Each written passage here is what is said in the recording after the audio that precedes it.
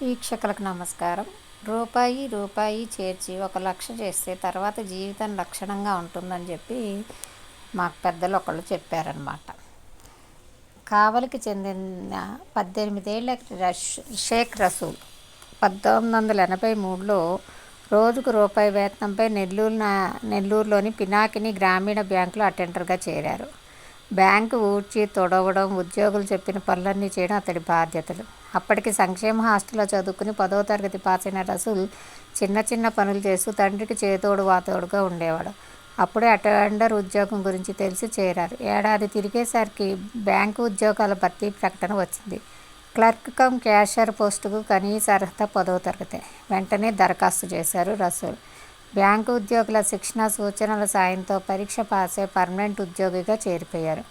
రసూల్ జీవితంలో అదొక అద్భుత సన్నివేశం. ఫ్యాన్ కింద కుర్చీలో కూర్చుని చేసే ఉద్యోగం ఆయన ఊహకందనిది. ఆ ఉద్యోగం ఆయన కుటుంబ పరిస్థితులనే మార్చివేసింది. తండ్రికి అండగా నిలిచి తోబుట్టువులను చదివించగలిగారు.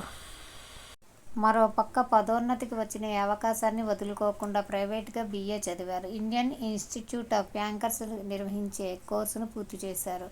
అంచెలంచెలుగా ఎదుగుతూ జనవరి 2020లో రిటైర్ అయ్యే నాటికి చీఫ్ మేనేజర్ హోదాలో 2.5 లక్షల జీతం తీసుకున్నారు.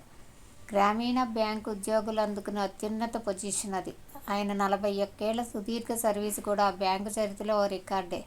రసూల్ దంపతులకు 2 పిల్లలు. ఒకరు ఈ-కామర్స్ సంస్థలో, మరొకరు ప్రభుత్వ వైద్యుడిగా పనిచేస్తున్నారు.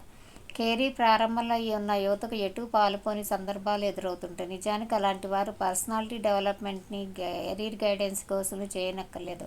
సక్సెస్ మంత్రాల కోసం, స్ఫూర్తినిచ్చే వారి కోసం ఎక్కడెక్కడో వెతకలేదు. రసూల్ లాంటి విజేతలు మన చుట్టూనే ఎందరో ఉంటారు. సామాన్యుల్లోనే అసామాన్యుల్ని గుర్తించి వారి నుంచి నేర్చుకోగలిగితే చాలు. అలా రసూల్ జీవితం ఒకటి కాదు, చాలా పాఠాలే చెప్తుంది. ఏ పని చిన్నది కాదు. ఒక ఉద్యోగంలో చేరితే అక్కడే ఆగిపోవాల్సిన అవసరమూ లేదు. అవకాశాలను అందిపుచ్చుకోవాలి. నిరంతరం మనల్ని మనం మెరుగుపరుచుకుంటూ ముందుకు సాగాలి.